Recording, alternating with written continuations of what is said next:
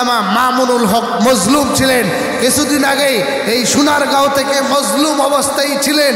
আমরা সেদিন মামুনুল হকের জন্য রোজা রেখেছিলাম, আমরা সেদিন মামুনুল হকের জন্য দোয়া করেছিলাম। সেদিন আমরা মামুনুল হককে উদ্ধার করতে গেছিলাম, আল্লাহর ফজলে উদ্ধার করে ঢাকাতে পাঠিয়েছি। কিন্তু জালিমরা 3টা বছর মামুনুল হকের জীবন থেকে 3টা বছর কেড়ে নিয়ে চেয়েছিল মামুনুল হকের কণ্ঠ স্তব্ধ করে দিবে, কিন্তু না না, মামুনুল হকের কণ্ঠের মতো 2024 সালে হাজারো কণ্ঠ আল্লাহ তাআলা তৈরি করে দিয়েছেন, লাখো কণ্ঠ তৈরি করে দিয়েছেন। মামুনুল হকের কণ্ঠের সাথে লাখো যুবকের কণ্ঠ একাকার হয়ে নাস্তিক মুরতাদরা পালাতে বাধ্য হয়েছে। কথা কোন ঠিক কিনা? আল্লাহ পাকের কাছে শুকরিয়া যে আল্লাহ সুবহানাহু ওয়া তাআলা আমাদেরকে এই সুন্দর একটি পরিবেশে, মনোমুগ্ধকর পরিবেশে, দিনের পরিবেশে মা বোনদেরকে পর্দার ভিতর থেকে ওয়াজ শোনার এবং আমার বাবাদেরকে মাঠে বসে ওয়াজ শোনার একটা সুব্যবস্থা করে দিয়েছেন আল্লাহ পাক। কথা বলেন ঠিক কিনা? এই জন্য আল্লাহ পাকের কাছে শুকরিয়া, আরও শুকরিয়া যিনি কোরআনের সবগুলো কথা তুলে ধরার মতো সুযোগ করে দিয়েছেন। একটা সময় ছিল আমরা কোরআনের সবগুলো কথা জনগণের কাছে, উম্মতের কাছে বলার সুযোগ ছিল না। কথা কোন ঠিক কিনা? কিন্তু আল্লাহ পাক কোরআনের সবগুলো কথা সময়ে সময়ে প্রেক্ষাপট অনুযায়ী বলার সুযোগ করে দিয়েছেন। এই জন্য আমরা বলি আলহামদুলিল্লাহ। সমাজের ভিতরে 1 নাম্বার উম্মতে মুহাম্মাদীর আল্লাহর ফরজ আদায়গুলোর পরে 1 নাম্বার কাজ, দায়িত্ব হলো ইবাদতের। আমি মনে করি সমাজে ইনসাফ প্রতিষ্ঠা করা। কথা কোন ঠিক কিনা? সমাজে ইনসাফ না থাকার কারণে, সমাজে ন্যায় নিষ্ঠতা না থাকার কারণে সমাজের মানুষ আজকে অবহেলিত। সমাজের মানুষ, সমাজের গরিব দুঃখী মানুষ আজকে লাঞ্ছিত এবং বঞ্চিত, নিপীড়িত। কথা কোন ঠিক কিনা? যারা ইনসাফ প্রতিষ্ঠিত করবেন, যারা ইনসাফের কাঠগড়ায় আছেন, যারা ইনসাফের চেয়ারে বসে আছেন, তাদের ভিতরে যদি ইনসাফ না থাকে তাহলে তো ইনসাফ প্রতিষ্ঠার আশা করা যায় না। কথা কোন ঠিক কিনা? সমাজে ইনসাফ প্রতিষ্ঠার গান সবাই গায়, সমাজে ইনসাফ প্রতিষ্ঠার কথা সবাই বলে, কিন্তু যদি নিজের ভিতরে ইনসাফ না থাকে তাহলে আর ইনসাফ প্রতিষ্ঠার স্বপ্ন এটা বুমেরাং ছাড়া আর কিছুই হবে না। কথা কোন ঠিক কিনা? মহতারাম হাজরিন, গতকালকে এই এলাকার কৃতি সন্তান মাওলানা খলিলুল্লাহ, হাফিজ মাওলানা খলিলুল্লাহ বিন মাইনুদ্দিন সাহেবের সুযোগ্য সন্তান একটি প্রতিযোগিতার ব্যবস্থা করেছিলেন ছোট্ট ছোট্ট মণিদের নিয়ে। সেই প্রতিযোগিতায় দেখেছি প্রায় 50 জনের মতো প্রতিযোগী অ্যাটেন্ড করেছেন। এদেরকে এই প্রতিযোগিতার মাধ্যমে কি শেখানো হচ্ছে, মেসেজ কি দেওয়া হচ্ছে? প্রতিযোগীর প্রশ্ন ছিল এমন যে তোমার রাসূলের নাম কি? আমি দেখলাম টাস টাস করে উত্তর দিয়েছে হযরত মুহাম্মদ সাল্লাল্লাহু আলাইহি ওয়াসাল্লাম। একজন প্রতিযোগীকে জিজ্ঞাসা করা হলো তোমার রবকে? দেখলাম দেরি না করে চপ করে জবাব দিল আমার রব হলেন আল্লাহ। এগুলো এই মাদ্রাসাগুলোতে শিক্ষা দেওয়া হয়। কথা কোন ঠিক কিনা? এই মাদ্রাসাগুলোর সভা সম্মেলন, এই মাদ্রাসাগুলোর কোরআন শিক্ষার ব্যবস্থাপনা আছে বিদায় আমাদের সন্তানগুলো আজকে কোরআনের ছোঁয়া পাচ্ছে। কথা কোন ঠিক কিনা? এই মাদ্রাসাগুলো আছে বিদায় আমাদের সন্তানগুলো নাস্তিক্যবাদী শিখছে না, বরং আস্তিক্যবাদী শিখে আল্লাহকে স্রষ্টা হিসাবে মেনে নিয়ে বিশ্বাস করেছে এবং বিশ্বাস করছে এবং বিশ্বাস করবে যে আমাদের রব একমাত্র আল্লাহ। আল্লাহ আমার সব, আল্লাহ আমার মালিক, আল্লাহ আমার খালিক, আল্লাহ আমাকে রিজিক দেন, আল্লাহ আমাকে খাওয়ান, আল্লাহ আমাকে ঘুম পাড়ান।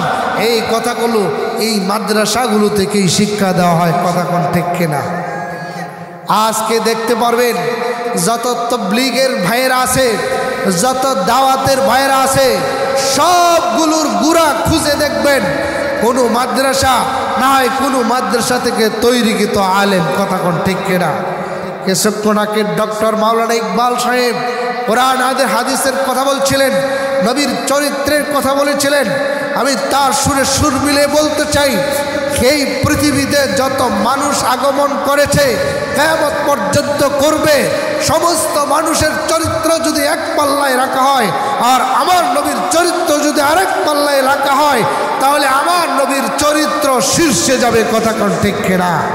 আমার নবীর চরিত্রের সাথে কোনো মানব, কোনো দানবের চরিত্রের তুলনা হতে পারে না। কারণ আমার নবীর চরিত্র হাদিসে পাকে আমরা দেখতে পাই, কোরআনে পাকে দেখতে পাই, হাদিসে পাকে জানতে পারি। মা আয়েশা রাদিয়াল্লাহু তাআলা আনহা বলেন, আমার নবীর চরিত্র হলো পুরাটা কোরআনে কারীম। সুবহানাল্লাহ। আর এই কোরআনে কারীমে ঘোষণা করছে, ওয়াকুল জাআল হাক্কু ওয়া যাহাকাল বাতিল ইন্নাল বাতিলা কানা যাহুকা। সত্য এসেছে, মিথ্যা পরাভূত হবেই হবে। কথা কোন ঠিক কিনা? মুহতারাম হাজরিন, আমরা বিগত দিনগুলোতে দেখেছি মিথ্যার কি শক্তি, মিথ্যার কি সয়লাভ। অথচ আল্লাহ পাক পবিত্র কোরআনে কারীমে বলেছে, তাবারাকাল্লাযী বিয়াদিহিল মুলক ওয়া হুয়া আলা কুল্লি শাইইন কাদির। সমস্ত মুলকের একমাত্র ক্ষমতা হলো আমার আল্লাহর। কথা কোন ঠিক কিনা?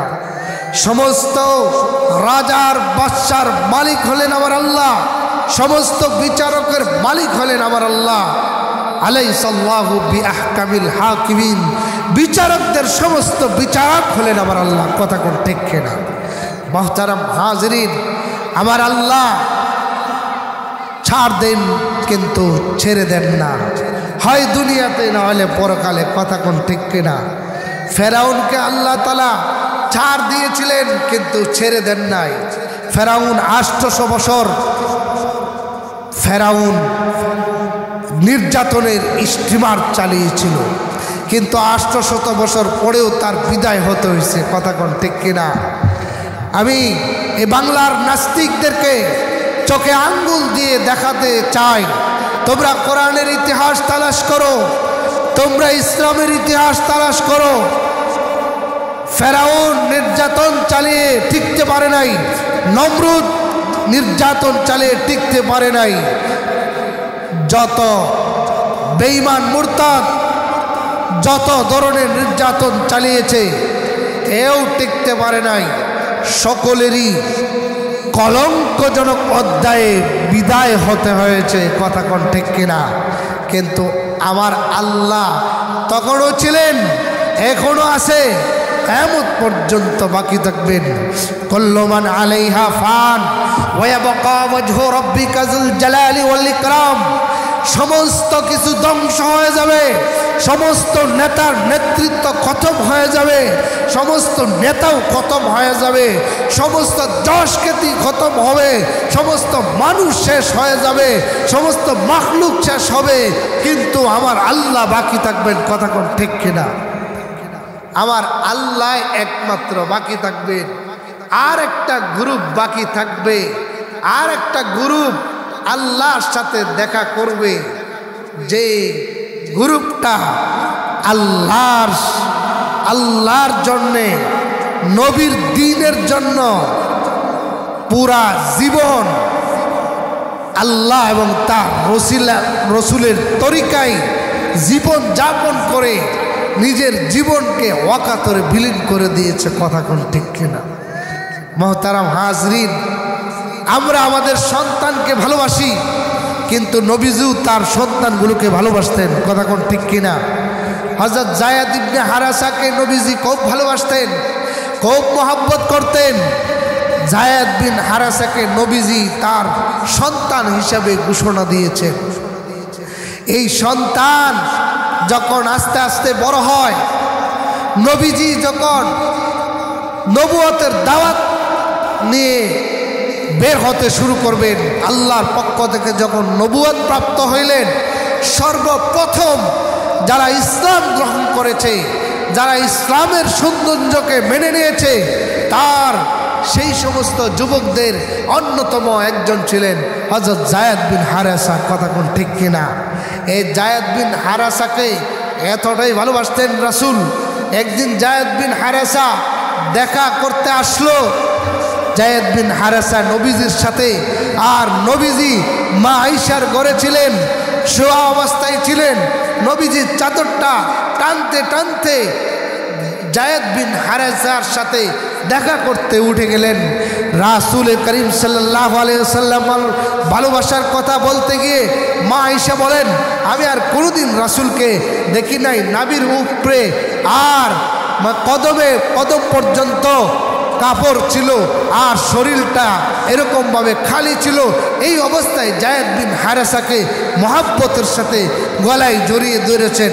কেমন আদরের সন্তান ছিল যায়েদ বিন হারেসাকে।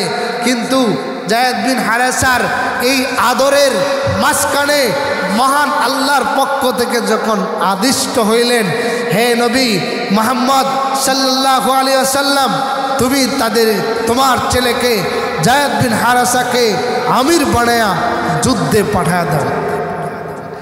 ঠিক রাসূল সাল্লাল্লাহু আলাইহি ওয়াসাল্লাম কি বলতেছিলেন যুদ্ধে যাওয়ার আগে? মুহতারাম হাজিরিন, এটা আমাদের শিক্ষা। নবীজি বলছিলেন, এই যুদ্ধে যদি যায়েদ শহীদ হয়ে যায়, আমির হিসাবে আমি যায়েদকে মনোনীত করে দিলাম। মনে রাখবে, তোমাদের মাঝে যদি যায়েদ বিন হারেসা শহীদ হয়ে যায়, শাহাদাত বরণ করে, তারপরে পতাকা ধরবে, আমির হবে জাফর ইবনে আবু তালেব, জাফর বিন তালেব পতাকা ধরবে। যদি মনে রাখবে, জাফর বিন তালেব যদি শহীদ হয়, তাহলে পতাকা ধরবে, আমির হবে আব্দুল্লাহ ইবনে রাওহা।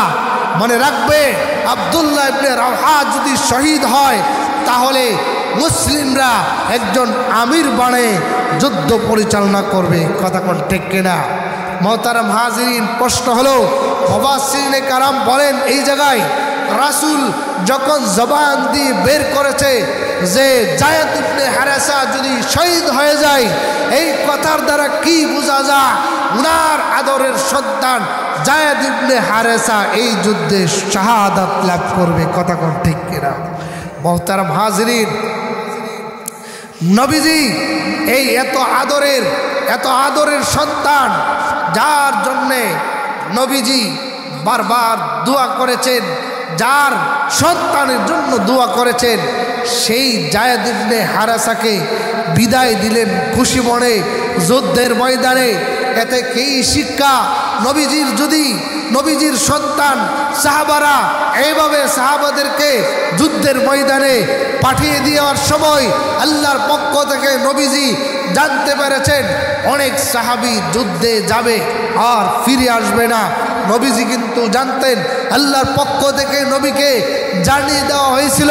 তারপরেও যুদ্ধ থেকে নবীজি কোনো সাহাবীকে ফেরত আনেন নাই। এতে কি শিক্ষা দেওয়া হয়?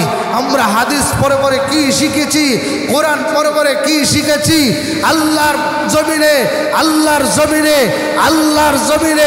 আল্লাহর পয়গাম, নবীর পয়গাম, আল্লাহর জমিনে আল্লাহর দ্বীন বাস্তবায়নের জন্যে আমরা লড়ব, আমরা যুদ্ধ করব, আমরা কথা বলবো, কোরআনের চর্চা করব, হাদিস পড়াবো, প্রয়োজনে জীবন দিব, তারপরেও আল্লাহর জমিন থেকে দ্বীনকে খতম করতে দিব না, কথা কোন ঠিক কিনা? মুহতারাম হাজিরিন, তাই তো আমাদের সামনে সাহাবারা জীবন দিয়ে দেখায় গেলেন, প্রমাণ করে দিলেন। এই মনে রাখবে, প্রথমেই কিন্তু নবীজি দ্বীন কায়েম করতে পারে নাই মক্কার এবং মদিনায়, কথা কোন ঠিক কিনা? নবীজির বহু সাহাবী জীবন দিয়েছে উহুদের ময়দানে, আমাদেরকেও আমরারও বহু ভাই এই আজকে কথা বলার আগে আজ বহু ভাই জীবন দিয়েছে, কথা কোন ঠিক কিনা? আমরা এভাবে দিনের বেলা মাহফিল করতে পারতেছি, স্বাধীনভাবে কথা বলতে পারতেছি, এর পিছনেও বহু ভাইয়ের রক্ত আছে, কথা কোন ঠিক কিনা? 5 আগস্টের আগে 2013 সালে আমাদের ভাইরা রক্ত দিয়েছেন, 2021 সালে আমাদের ভাইরা রক্ত দিয়েছেন, 2024 সালে আমাদের ভাইরা রক্ত দিয়েছেন। তার জন্যেই এখন নাস্তিকরা পলাতে বাধ্য হয়েছে, কথা কোন ঠিক কিনা? এতে কি প্রমাণ হয়? শুধু শুধু মসজিদের ভিতরে, খানকার ভিতরে সবাই মিললে যদি জিকির আজকার করা হয় তাহলেই কিন্তু নাস্তিকরা পালাতে বাধ্য হয় না, কথা কোন ঠিক কিনা? যদি মসজিদের ভিতরে, যদি মেহরাবের ভিতরে, খানকার ভিতরে শুধুমাত্র জিকিরের ওয়াজ আর জিকিরের আয়াতগুলো পড়া হয়, আর শাহাদাতের মর্যাদা নিয়ে কথা না বলা হয়, জাহাদের মতো আয়াত আর হাদিস দিয়ে কথা বলা না হয়, তাহলে নাস্তিকরা মনে করে আরে এরা তো মসজিদের ভিতরেই আছে, আমরা বাইরে যা ইচ্ছা তাই করবো, কোনো অসুবিধা হবে না, কথা কোন ঠিক কিনা? কিন্তু সমস্যাটা কোন জায়গায় হয়? মসজিদের ভিতরে ইমাম সাহেব যদি সত্য কথা বলে, মসজিদের ভিতরে যদি জিকিরের কথা বলে, যদি সাজদার কথা বলে, রুকুর কথা বলে, তখন কিন্তু কোনো সমস্যা নাই। মনে করে হুজুর তো মসজিদের ভিতরেই বলতেছে, আমরা বাইরে যা ইচ্ছা তাই করব, কথা কোন ঠিক কিনা? কিন্তু মসজিদের ইমাম যদি হুঙ্কার দেয়, বলে যে মসজিদে আমি বলেছি এই সমাজে কোনো বেইনসাফি হতে দেব না, এই কথা বললেই বেইনসাফির গায়ে, বেইনসাফির দলের গায়ে চুলকানি উঠে, কথা কোন ঠিক কিনা? মসজিদের ইমাম যখন বলে মসজিদের ভিতরে এই সমাজে দুর্নীতি চলবে না, আজকের পর থেকে কোনো দুর্নীতিবাজ এই সমাজে আশ্রয় পাবে না, তখনই দুর্নীতিবাজদের গায়ে লাগে, কথা কোন ঠিক কিনা? সমস্যা কিন্তু ওই জায়গায় যখন একটা গ্রুপ মনে করে যে এই যে হুজুররা, এই যে ইসলাম খেলাফত এইটা যদি কায়েম হয়ে যায়, হুজুররা যদি চেয়ারগুলো দখল করে নেয়, তাহলে আমরা আর বসে বসে আঙ্গুল চুষে কলা গাছ হতে পারব না, কথা কোন ঠিক কিনা? ডক্টর ইকবাল সাহেব বলেছেন এক ভূমিমন্ত্রীর কথা, 365টা বাড়ি, 365টা বাড়ি করতে বাংলার কত মায়ের উপাস থাকতে হয়েছে, কত মার পেটে না খেয়ে সন্তান পালন করতে হয়েছে। 365টা বাড়ির টাকা আমি একটু ব্যঙ্গে বলি, যদি একটা গ্রামের ভিতরে দেওয়া হতো, ওই গ্রামের ভিতরে কমপক্ষে 50 বছর পর্যন্ত কোনো গরিব পাওয়া যেত না, কথা কোন ঠিক কিনা? মুহতারাম হাজরিন, ইসলাম বলে সুষম বন্টন, কোরআন বলে ন্যায় নীতির কথা, কোরআন বলে নামাজের কথা। যেমনভাবে কোরআন নামাজ কায়েমের কথা বলেছেন, ঠিক তেমনভাবে কোরআন দিন কায়েমের কথাও বলেছেন, কথা কোন ঠিক কিনা? মুহতারাম হাজরিন, হযরত উমর রাদিয়াল্লাহু তাআলা আনহু শহীদ হয়েছেন, তার একটা শাহাদতের মধ্য দিয়ে জাতি, গোটা মুসলিম উম্মাহ, কিয়ামত পর্যন্ত উম্মাহ এটা শিক্ষা লাভ করেছে যে ইসলামের কথা বলতে গেলে, কোরআনের কথা বলতে গেলে আরাম আয়েশে থাকা যায় না। আমার নবীজি 23 বছরের জিন্দেগিতে আরাম আয়েশে ছিলেন না। নবীজি যখন সারা দিন দিনের কাজ করে বাসায় ফিরতেন, তখন আল্লাহ পাকের পক্ষ থেকে আদেশ ছিল আপনি ইবাদত করুন, সুবহানাল্লাহ বলেন, তখনও ইবাদত করুন। মুহতারাম হাজরিন, তো কাজেই আমাদেরকে মসজিদের মেম্বার থেকে সত্য কথা বলতে হবে, মেম্বারে নয় শুধু বাহিরেও সত্য কথা বলতে হবে, ইনসাফের কথা বলতে হবে, গরিবের পক্ষে কথা বলতে হবে, মজলুমের পক্ষে কথা বলতে হবে। আমরা আল্লামা মামুনুল হক মজলুম ছিলেন, কিছুদিন আগেই এই সোনারগাঁও থেকে মজলুম অবস্থায় ছিলেন।